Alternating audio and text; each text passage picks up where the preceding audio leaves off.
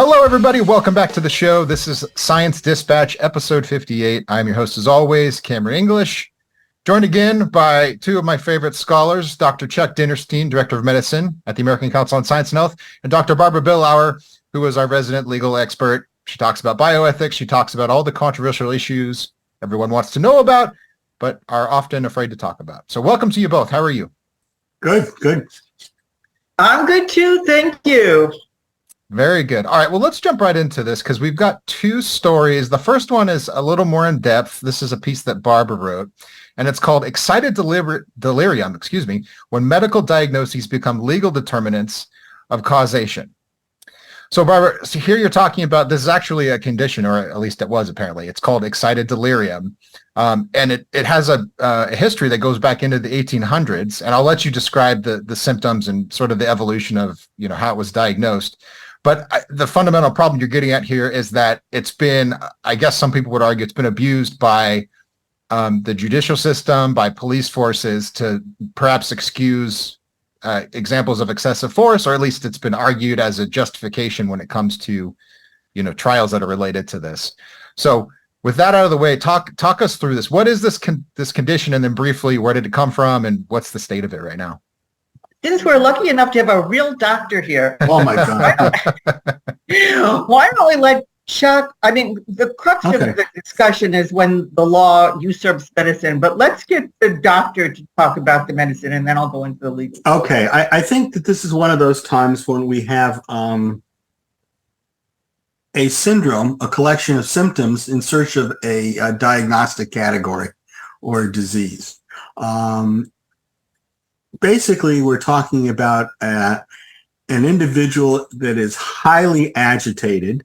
There are any number of reasons why that might be. It may be drug-induced. It may be mental illness. But the apparent behavior is one of extreme agitation. There'll be pressure of speech. There is altered mentation in terms of being hyper aroused, in terms of perhaps hearing voices, hallucinations, things like that. And in many instances, what I might call some elevated strength. And this is seen in a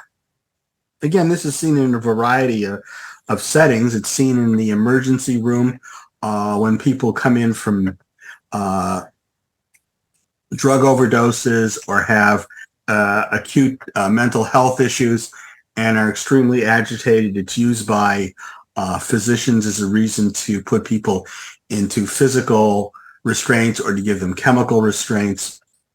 And for some reason that remains unclear to me, this has been taken up by law enforcement and the law. Is it a condition that is seen? Absolutely. Does it have any clear-cut underlying medical basis? No. So this is kind of a gray medical problem that's entering into the black and white of the legal hemisphere. And I think it's particularly interesting to be talking about it this week because the individual that Barbara mentions, Derek Chauvin, was stabbed while in federal custody this week.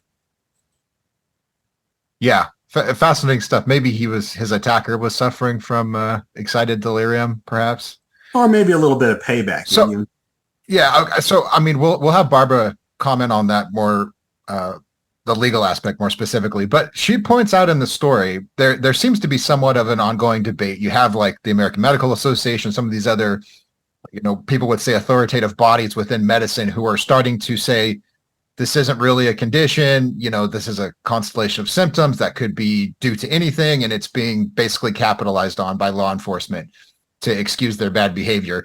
But then if you go back just a few years, you have some studies and some research suggesting that maybe it's a disorder of dopamine metabolism, and yes, that it could be aggravated by drug use. So Is there any evidence for that? Because it sounds like you're not convinced by this diagnosis. So, I mean, No, I think that there's some underlying physiologic changes, but whether these changes in your dopamine receptors and your dopamine response is due to mental illness or whether it's due to medications or drugs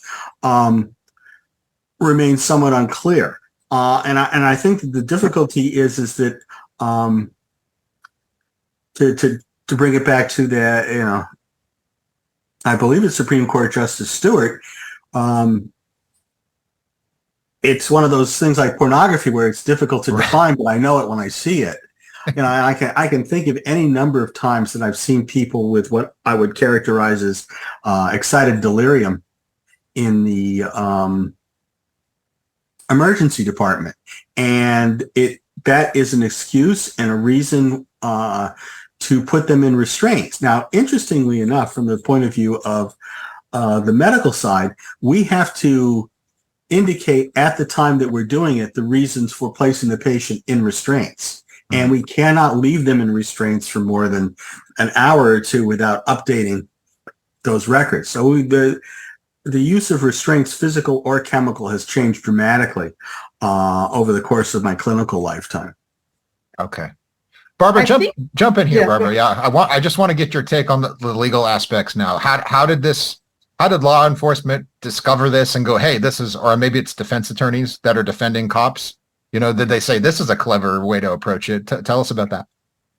It's not that clear cut in that sense. What happened was that there was a psychiatric diagnosis that originated in the 1800s, not necessarily with this name. And as we saw the drug epidemic in the 1900s, it was appropriate. We had a condition, as just exactly as Chuck says, a condition associated with the diagnosis. We have these cohort of patients who present in a certain manic way, and that includes aggressiveness and bizarre behavior. Although in the medical definitions, it always required a febrile component, the fever, hyperthermia. Lately, there's no anatomic or pathological determination on autopsy. So you can't say, well, this patient is suffering from this. And so lately, they seem to be finding that there's a dopamine dysregulation. Put that aside for 1 second.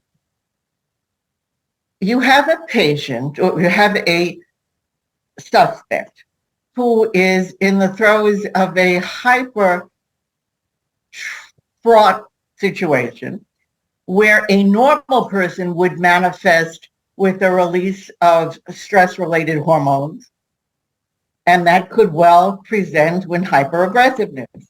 On the other hand, these people could also have a drug-related condition.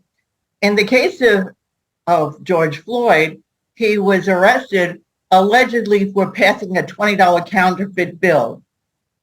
So even though the forensic physician, without an autopsy, said that this was excited delirium, there's no indication, and she said it was due to meth and induced a reaction, and that triggered this dopamine phenomenon, this dopamine cascade, and that caused his death.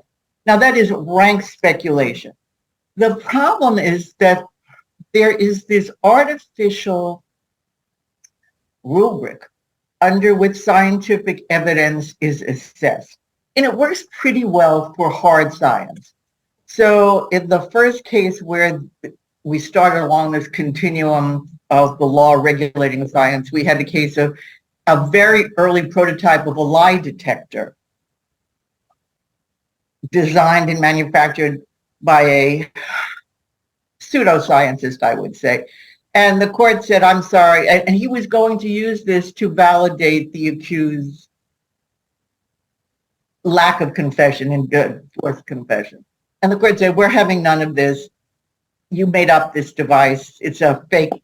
It was an early blood pressure device. And you can't tell me somebody's telling the truth based on an elevated, I think it was just a systolic reading. And the court threw it out and came up with an arbitrary classification of admissible science will track what is accepted in the scientific or medical community. And since the medical community did not accept this early lie detector, we're not going to either. So let me interrupt for a second, Barbara. So in essence, the legal premise for accepting medical evidence is that there is a scientific medical consensus. There are two paths. There are two parallel paths, and this is part of the problem. So that's one, the Fry test consensus. And then in the 1990s, in the wake of the junk science, quote unquote, scandal, and that arose as a result of epidemiological evidence being misconstrued, the court came up with the Daubert test, which has a whole bunch of non-required and non-exclusive tests, but that turns on supposedly the reliability of the science. Okay, so let me hold you right there, because I think that this gets right at the nexus of what we're going to talk about. Right. So one piece is it accepted. Second piece is it biologically plausible. Well, no. No, and that's the problem. The courts do not understand the difference between biologically plausible, which you and I might say is validity. They go to reliability, and they misunderstand what reliability means. They do not understand that reliability basically means it's reproducible and has nothing to do with that. Reliability means a statistical certainty? More probable than not. So so let me just finish up the thought. So I would think then the problem with excited delirium is the fact that we are looking at a behavior. There are no markers. Absolutely, there's no biologic markers we have other than, say, temperature, but nobody's busily taking nobody's doing your temperature in the field. So that seems to be where this diagnosis runs into problems with the legal requirements, and that seems to be where this becomes problematic. Is that fair? And so in this case, since the court is hyper-focused on reliability, it's basically impossible to have two physicians with any degree of certainty looking at the same patient and saying, yes, this patient has this diagnosis or not. So it's not a repeatable diagnosis because it's made, like many diagnoses, by the physician's judgment on the time. And the courts have imposed their misunderstanding of science. So instead of saying, is there a biologic validity or a biologic plausibility, which might go to the validity of the diagnosis valid? They don't even ask that question. They just say, is the diagnosis reliable? And it's really not reliable because, just as Chuck just said, there's no objective marker for it. And so you get into this loosey-goosey stuff. This doctor says yes, this doctor says no.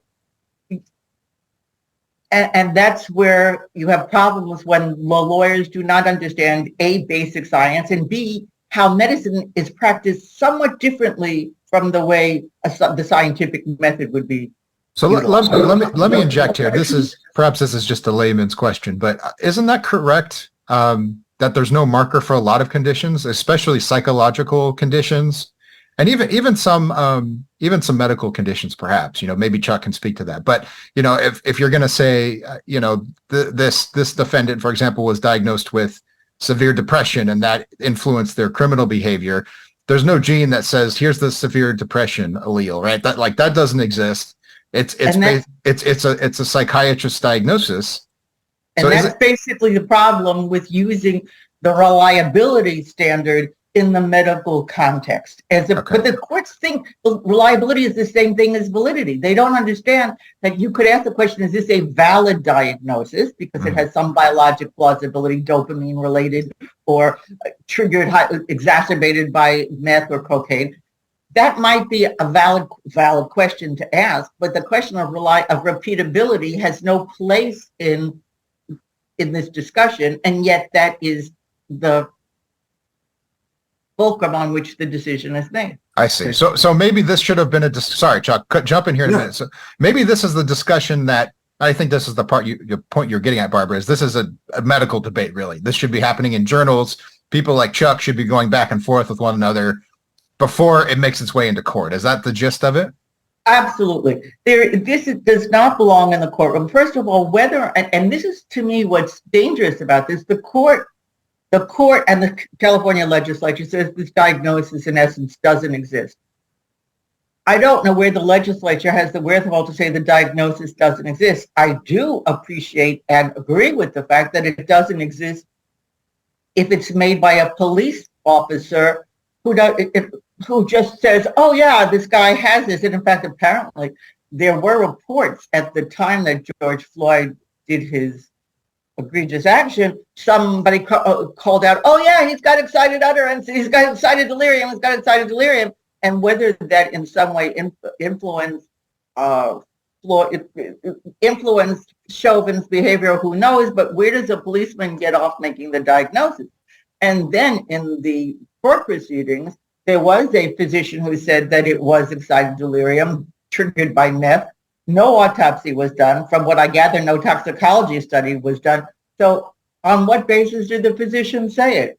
And what happened was the diagnosis was utilized and infiltrated the training of policemen. And that's where there's a problem. It shouldn't be used in that context.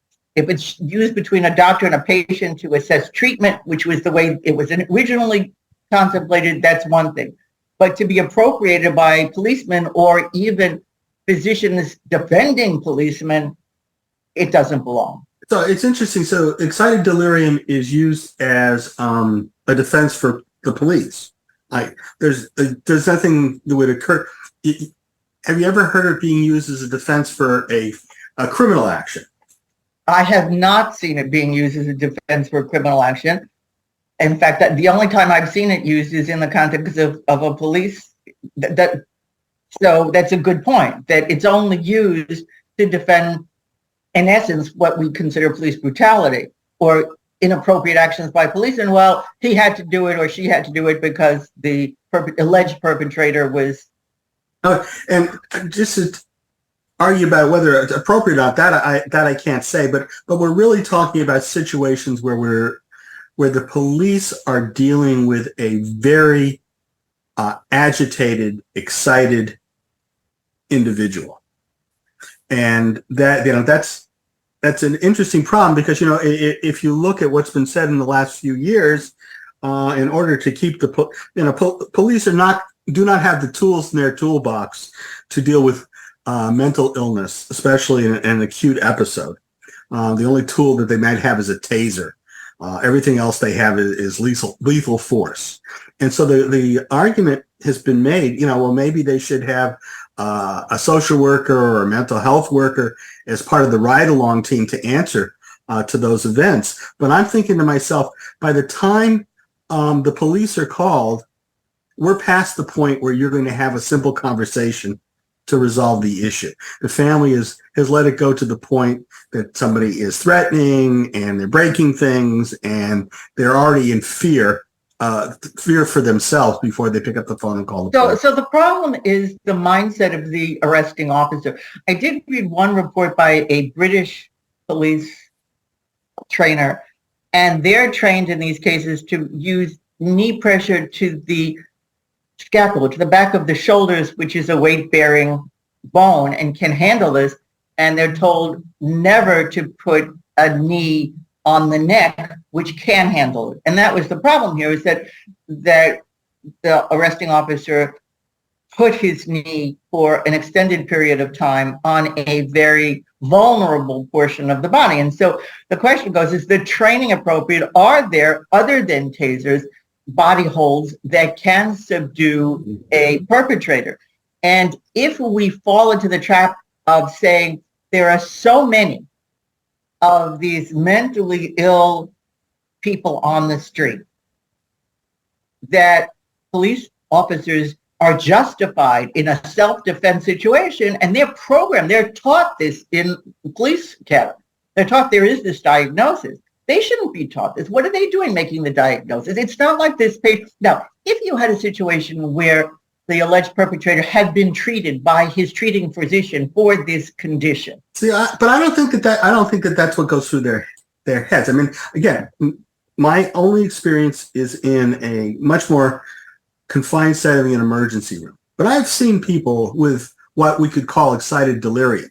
And it's 5 or 6 security guards that got to hold the guy down while we jump on him and give him a sedative and to put him in. These people are way out of control.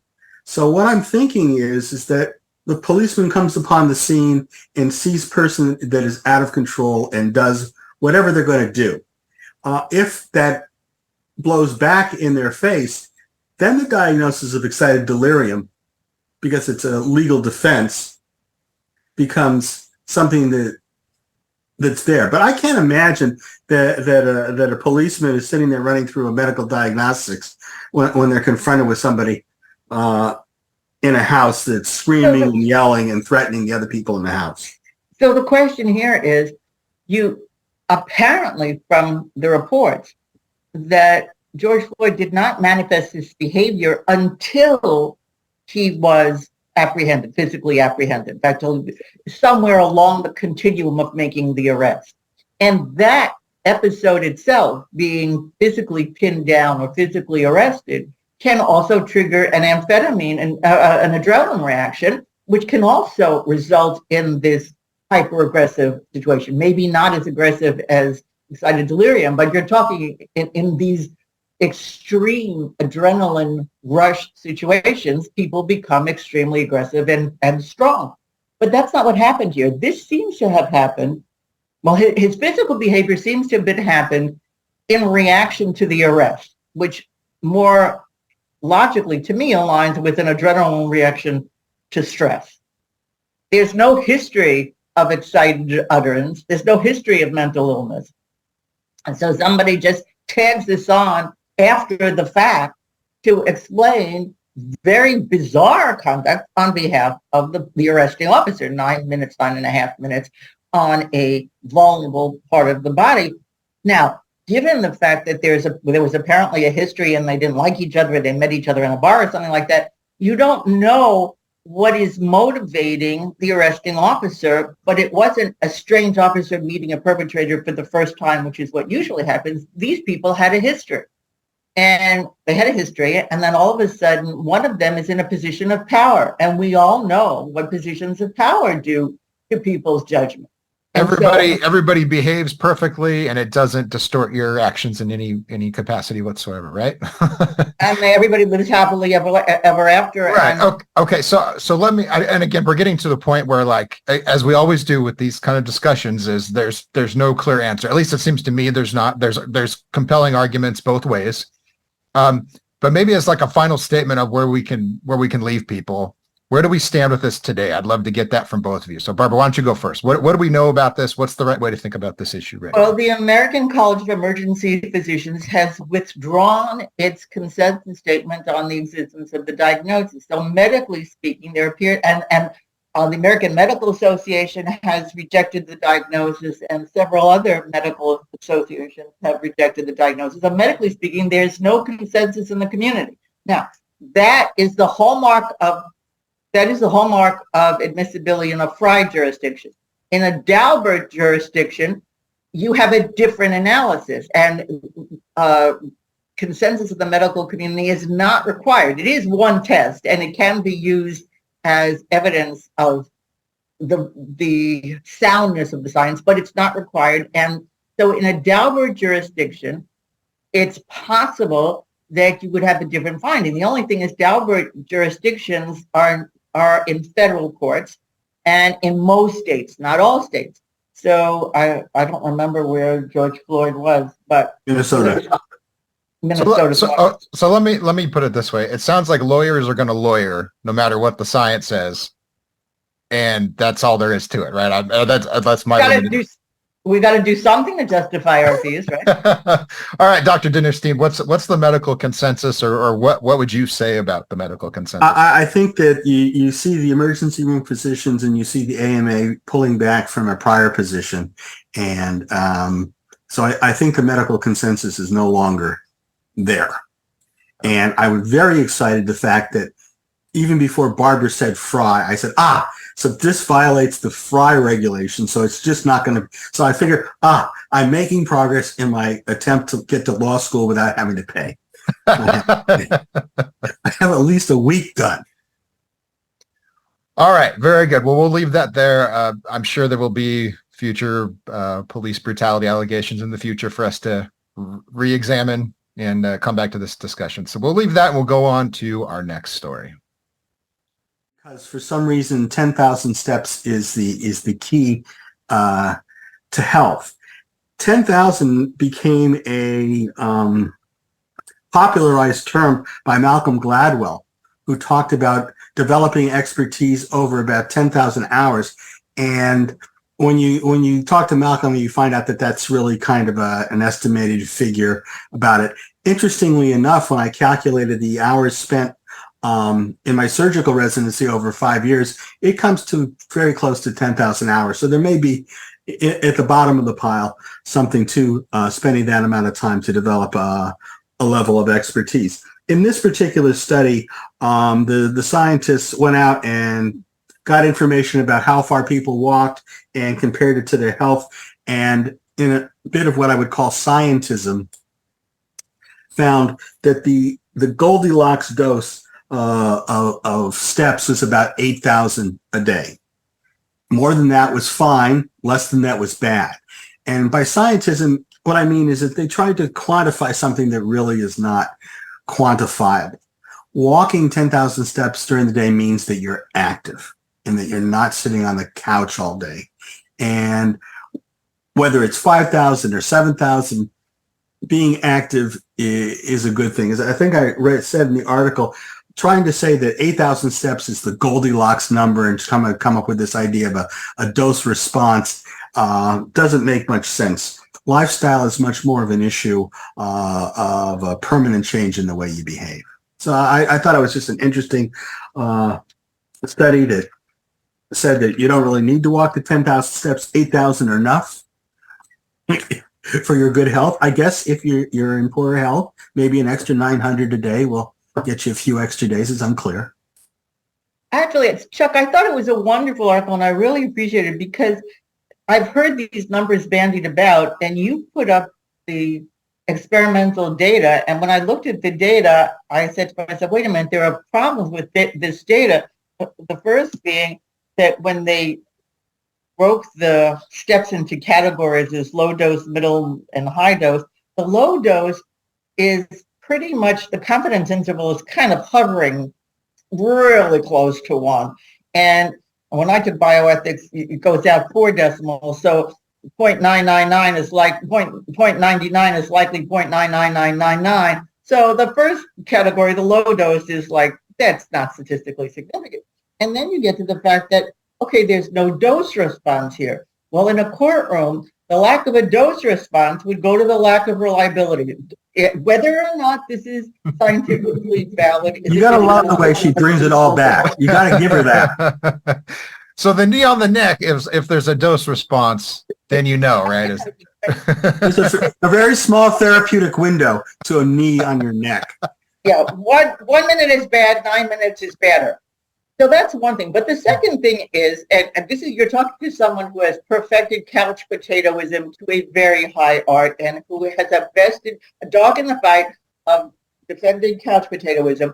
People who are going to walk X number of steps, 7,000, 8,000, 9,000, are by definition healthier. They do not have arthritis of the knee because somebody who's got arthritis of the knee ain't walking. They do not have a heart problem. They do not have COPD. They do not have any of the risk factors that motivate somebody or precipitate or pose a high risk. So the question is this whole thing confounding for healthy people? There always is that chicken egg issue. You're right. The people that are have some debility are not going to walk as far out of the box.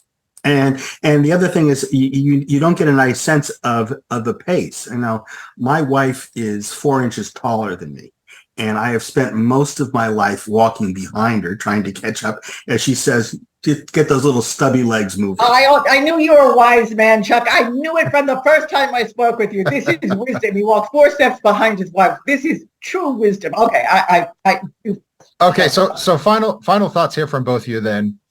It seems to me then, because I was going to bring up confounding as well, but perhaps the takeaway is if you're trying to learn a language, it's probably a good idea to spend 10,000 hours doing it. Maybe you won't become fluent and you won't become an expert on the language, but you'll be able to say, hey, where's the grocery store? How do I get to the bus stop? Et cetera, right? So there's still some value in it, as Chuck was saying. You know, I wouldn't recommend practicing surgery on your own as a hobby, but you get what I'm saying, right? If you 10,000 hours, 10,000 steps, there's probably something to that, even if we can't exactly quantify where it becomes the sweet spot, medically speaking. 10,000 steps a day means that you have a habit of walking, and that's the key. Same thing with 8,000. 2,000 is just getting around the supermarket. Fair enough. Yeah, I imagine there's a lot of homeless people with drug addictions who get in 10,000 steps. So strictly speaking, maybe not the best variable to consider, but interesting nonetheless. It's kind of funny to me that there are scientists examining these kinds of questions. And it's good because it's one of those like factoids that people carry around. They're like, oh yeah, 10,000 hours. And then I'm a expert pianist or whatever. Okay. Well, we'll leave it there. Thank you as always to both of you for joining me. Always lots of insight coming from these discussions. We'll be back next week for episode 59 of the Science Dispatch. Until then, follow us on social media. The organization is at ACSH.org, and I am at CamJEnglish. Our esteemed experts here don't spend much time on social media, so go to acsh.org. Both of their archives are there. There's a link to Barbara's preprint articles, which are more in depth and equally worth your time as the stuff she writes for ACSH. And with that, we will see everybody next time.